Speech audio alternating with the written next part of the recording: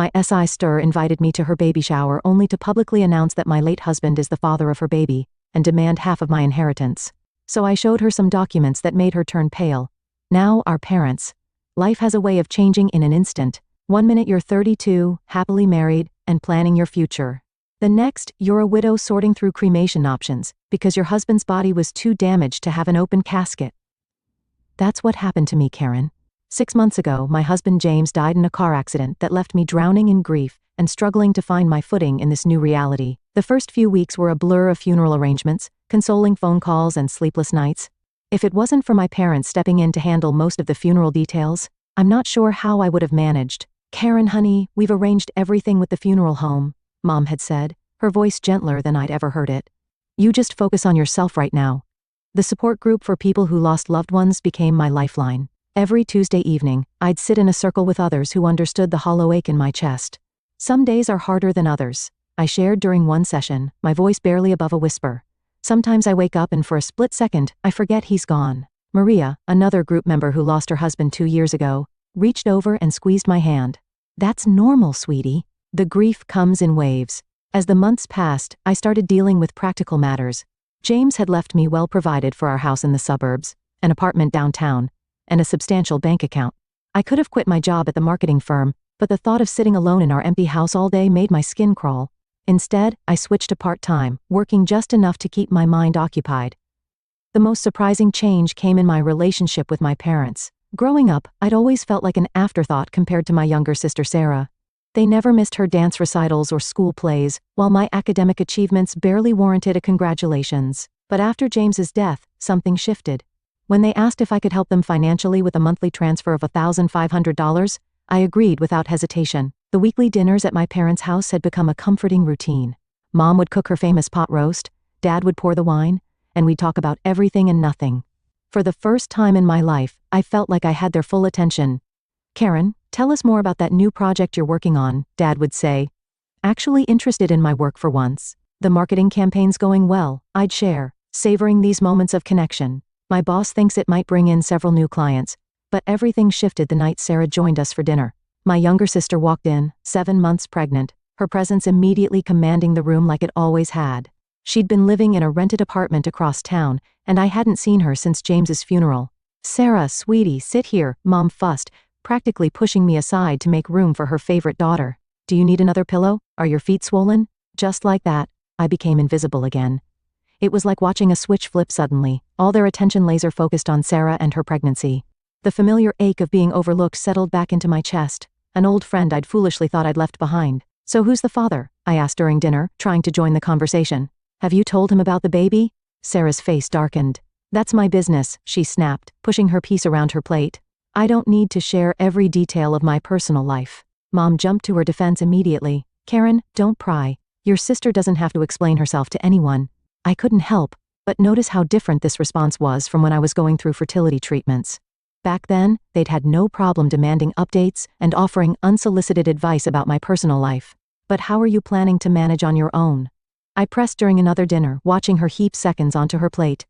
Babies are expensive. Sarah waved her hand dismissively, that familiar smirk playing on her lips. Don't worry about my baby, we won't need anything from anyone, I've got it all figured out. I should have paid more attention to that mysterious smile, but I'd seen it too many times before. Sarah was always cooking up, get-rich-quick schemes that never panned out. The organic smoothie business that lasted 2 weeks, the life coaching certification. She never finished the cryptocurrency investment that lost her 3 months' rent. Trust me, she said, patting her belly with an air of confidence that should have set off alarm bells. This time, everything's going to work out exactly as planned. Dad beamed at her like she'd just announced a cure for cancer. That's my girl, always landing on her feet. I took another bite of pot roast, trying to swallow down the familiar feeling of being second best. Some things never change, I thought, watching my parents hang on Sarah's every word. The call from Sarah came on a Tuesday morning. I was at my desk, reviewing marketing reports, when my phone lit up with her name. I almost let it go to voicemail. Our conversations were usually brief and awkward, but something made me answer. Karen. Her voice had that sugary sweetness she only used when she wanted something. I'm having my baby shower next weekend at Mom and Dad's. I'd really love it if you could come. The invitation caught me off guard. The last real conversation we'd had was at James's funeral, and even then, she'd seemed distracted and uncomfortable. Are you sure? I asked, unable to hide my surprise. I could count on one hand the number of times Sarah had voluntarily included me in anything. Of course, she laughed, the sound oddly forced. You're my only sister, it wouldn't be right without you, plus I have something special planned. Something in her tone made my stomach clench, but I pushed the feeling aside. I'll be there, I promised, already mentally listing possible gift ideas. Maybe this was her way of trying to bridge the gap between us. The following Saturday, I arrived at my parents' house carrying 2 carefully wrapped packages, a high-end baby monitor and a handmade blanket. Despite our differences, this was my future niece or nephew. The place looked like a pastel explosion had hit it, pink and blue balloons everywhere, streamers hanging from every surface, and a towering diaper cake centerpiece. Trust Sarah to turn this into an event. She'd invited what looked like half the town. Aunt Margaret was there with her daughters, Mom's bridge club friends occupied the sofa, and Sarah's old college roommates clustered around the punch bowl, giggling over some shared memory. Time for games, Sarah announced, wading through the crowd in a flowing maternity dress that probably cost more than my monthly rent. She was glowing, but there was something predatory in her smile that made me uneasy. Her eyes kept finding mine across the room, holding my gaze a beat too long. We played all the traditional baby shower games, measuring Sarah's belly with string, guessing the baby's birth date, and that horrible melted chocolate bar and diaper game. I won the belly measuring contest, which seemed to irritate Sarah more than it should have.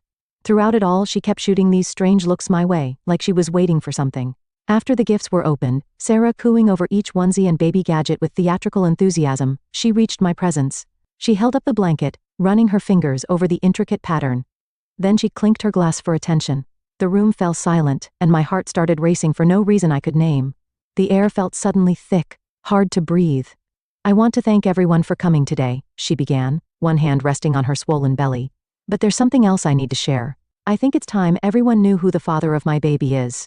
My heart started pounding. Sarah's eyes locked onto mine, and in that moment, I knew. I knew before the words left her mouth, but that didn't lessen the impact. The father, she said, her voice ringing through the suddenly silent room, is James Wilson, Karen's late husband.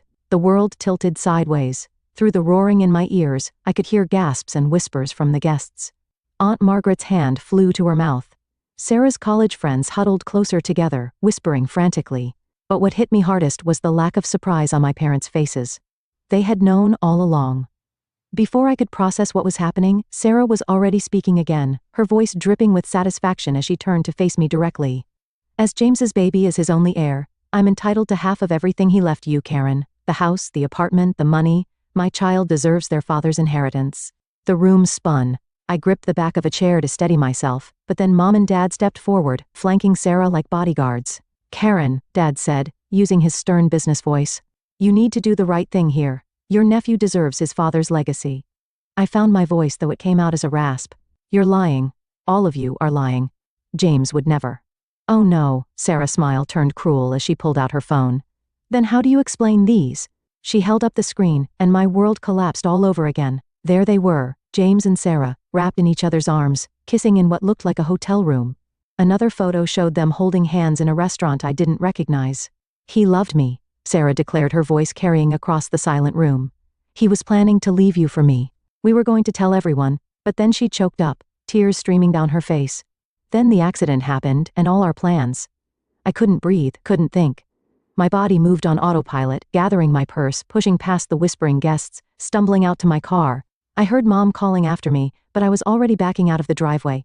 The drive home was a blur. My mind kept replaying those photos, trying to make sense of them. The restaurant photos must have been taken during those business dinners he claimed to have. The hotel, probably during his frequent work trips. My phone started buzzing as soon as I walked through my front door. Sarah was sending messages, dozens of them. Screenshots of conversations between her and James. I don't love her anymore. I haven't for a long time. We'll tell everyone after the divorce. You're the only one I want to be with. I can't wait to start our life together. Message after message appeared on my screen, each one a fresh knife in my heart. The timestamps showed conversations going back months. My husband and my sister, plotting their future while I underwent fertility treatments, believing I was the problem in our marriage. I spent that night pacing through my house, touching James's things and wondering if everything about our life together had been a lie. The first call from my parents came at 7 a.m. sharp. I let it ring 4 times before answering. Karen, you need to be reasonable about this. Dad started, not even bothering with a greeting. The sooner you agree to split the inheritance, the easier this will be for everyone. The casual arrogance in his voice made my blood boil. Easier for whom? For Sarah? For you? For all of us, Mom chimed in. I was on speakerphone. You don't want this to get messy, dear. When the word came out is barely more than a whisper. When did you know about them? There was a pause. The kind of hesitation that tells you everything you need to know before a word is spoken. We've known for a while, Mom finally admitted. James confided in us about 6 months before the accident. The timeline hit me like a physical blow. 6 months.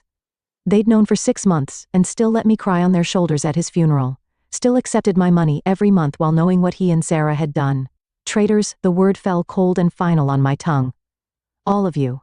I hung up and blocked their numbers. My hands shook as I opened my banking app, but I didn't hesitate to cancel the monthly transfer to their account.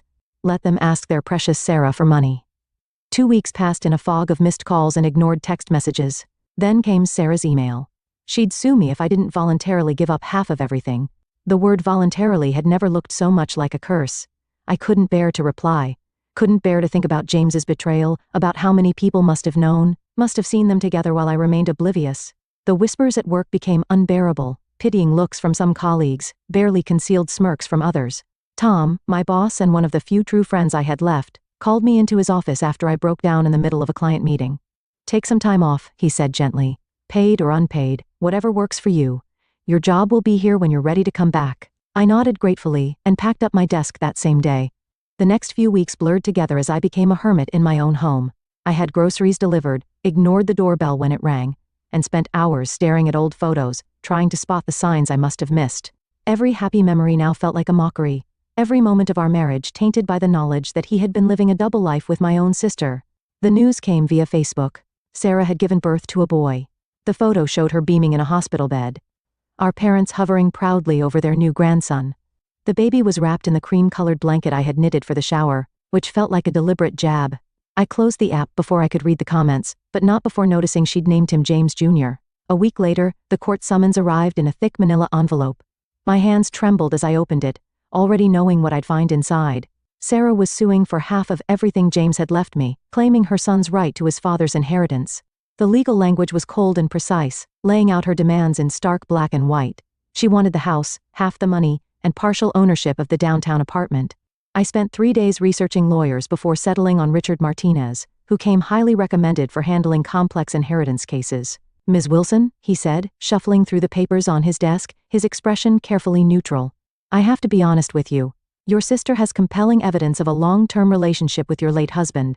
Text messages, photos, witness statements, including your own parents. He paused, adjusting his wire-rimmed glasses. In inheritance cases like this, proof of an intimate relationship combined with a biological child, well, the courts tend to be sympathetic. I was still processing this devastating news when my phone rang that evening. Unknown number. Hello? Is this Karen Wilson? A woman's voice unfamiliar, but somehow striking a chord of recognition. Something in the cadence, the tone made my heart skip. I'm Elizabeth Parker, James's mother. The world tilted sideways. I gripped the kitchen counter for support. That's impossible, I whispered. James was an orphan. He told me his parents died when he was young. He grew up in foster care. Another one of his lies. I'm afraid her voice was bitter, but not unkind. Would you be willing to meet with me? There are things you need to know, things that might help you.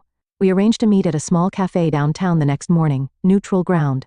I arrived early, my stomach in knots, ordered a coffee I couldn't drink, and nearly dropped the cup when she walked in. The resemblance was uncanny. James had her eyes, her smile, even the way she carried herself. She moved with the same fluid grace I'd always admired in him. I was at the funeral, she said, after we'd settled into a corner booth, far from curious ears. Back row, black dress and veil. I couldn't bring myself to approach you then. James and I hadn't spoken in years. I remembered her suddenly, the solitary figure who'd slipped out before the service ended. I'd been too lost in my own grief to wonder who she was, but now the memory crystallized with perfect clarity. The elegant woman in black, standing apart from the other mourners, her face hidden behind a dark veil. Why are you coming forward now? I asked, trying to keep the suspicion out of my voice. After all the recent revelations about James, I found it hard to trust anything or anyone connected to him. Elizabeth reached into her handbag and pulled out a manila envelope, worn at the edges as if it had been carried around for a long time. Because I've heard about what your sister is claiming, and because, despite everything, I can't let another woman suffer from my son's lies. Her fingers trembled slightly as she slid the envelope across the table. With trembling hands, I opened the envelope Elizabeth had given me. Inside were medical records from Boston General Hospital, Dated 10 years ago, about a year before James and I got married. My eyes scanned the document and I felt the blood drain from my face. Complete azoospermia, permanently sterile, no possibility of natural conception. The clinical terms jumped out at me, each one a fresh blow. James had these tests done when he was 25, Elizabeth explained softly. He was devastated by the results. It was one of the last things we discussed before our falling out. I couldn't speak. All those years of fertility treatments, the endless doctor's appointments, the hormone injections, the tears and self-blame, it had all been a cruel charade. The courtroom was packed on the day of the hearing. Sarah sat in the front row, cradling baby James Jr., while our parents flanked her protectively. She dressed the part of the grieving, almost widow perfectly. Demure black dress, minimal makeup, practiced look of sorrow. When she took the stand, she played to the gallery masterfully, tears glistening in her eyes as she described her great love with James. "All I want is what's fair for my son," she declared, her voice breaking. "He deserves his father's legacy." My lawyer, Mr. Martinez, waited until she'd finished her performance before he spoke. "Your Honor, I'd like to submit evidence that proves Miss Thompson's entire claim is fraudulent." He approached the bench with the hospital records. The judge reviewed the documents, her expression unchanging. Sarah's lawyer jumped up, objecting about chain of custody and document authenticity.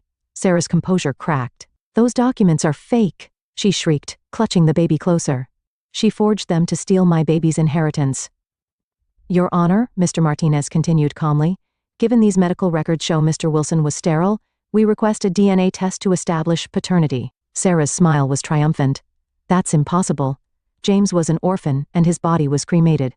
There's no one to test against." "Actually," Mr. Martinez said, gesturing to the gallery, "I'd like to introduce Elizabeth Parker, James Wilson's biological mother." Elizabeth stood, and a murmur ran through the courtroom. Even from where I sat, I could see Sarah's face turn ashen. "I'm willing to submit to a DNA test," Elizabeth announced clearly, "to determine if this child is my grandson." The judge nodded. "DNA testing is ordered. We'll reconvene when the results are available." Sarah swayed slightly in her seat, all color drained from her face. Our mother rushed to support her, shooting me a venomous look. But for the first time since this nightmare began, I felt hope. The courtroom was silent as the judge opened the envelope containing the DNA test results. Sarah sat rigidly in her chair, the baby sleeping peacefully in her arms, unaware of the drama unfolding around him. "The results conclusively show," the judge announced, her voice clear and firm, "that there is no genetic relationship between the minor child and Mrs. Elizabeth Parker. Therefore, it can be concluded that James Wilson was not the father of this child." A collective gasp filled the room. Sarah's face crumpled as she began to sob, mascara running down her cheeks. "Miss Thompson," the judge's voice had turned stern, "would you care to explain why you perpetrated this fraud upon the court?" Sarah clutched the baby closer, her voice barely above a whisper. "I was seeing several men at the time. When James died and was cremated, I thought no one would ever know. He had money and I needed." "So you attempted to defraud your own sister?" The judge's disapproval was palpable. "Used your parents as unwitting accomplices in this scheme?" "I just wanted security for my baby," Sarah whimpered, but her performance had lost its power. Even our parents looked stunned, finally realizing the extent of her deception. The judge's ruling was swift and unequivocal. "This court finds in favor of the defendant Karen Wilson. All claims to James Wilson's estate by Sarah Thompson are dismissed with prejudice. Miss Thompson, you're fortunate that Mrs. Wilson hasn't pressed criminal charges for attempted fraud." Outside the courthouse, my parents approached me. Mom was crying, Dad looking older than I'd ever seen him. "Karen, sweetheart." Mom reached for my hand. "We had no idea Sarah was lying. We can make this right. We've been struggling since you stopped the monthly transfers." I held up my hand. "Don't. Just don't." I pulled out my phone, blocked their numbers right there, and walked away without looking back. Elizabeth was waiting by my car. "Are you okay?" she asked softly. I surprised myself by laughing. "You know what? I think I actually am. Or I will be." I took a deep breath. "I've been thinking that apartment downtown that James left me. I never liked it much, too many memories. But maybe you'd like it?" Her eyes widened. "Karen, no. I couldn't possibly. Please," I insisted. "You gave me back my life with those medical records. Let me give you something in return." When I handed her the keys a week later, she broke down crying. "I never thought I'd have a daughter," she whispered as she hugged me. "That was 3 months ago. My family still tries to reach me through mutual friends and distant relatives, but I've cut those ties too." Sarah sent a letter claiming she's changed, that she's sorry, that she needs help with the baby. I threw it away unopened. Instead, I have weekly dinners with Elizabeth. We're getting to know each other, sharing stories about James, the good and the bad. She's helping me see that while he wasn't the man I thought he was, that doesn't invalidate all the happy moments we shared. Yesterday, I finally packed away James's remaining things. Elizabeth helped me donate some to charity and store others in the attic. As we worked, she told me stories about James as a little boy before the lies began. It helped somehow to know that version of him existed. I'm not ready to date yet, but I've started living again. I returned to work full-time, joined a hiking club, and am planning my first solo vacation. Sometimes when I look in the mirror, I barely recognize the woman looking back at me. Life has a way of surprising you. I lost the family I was born into, but gained a new one I never expected. It's not the life I planned, but maybe it's the life I was meant to have all along.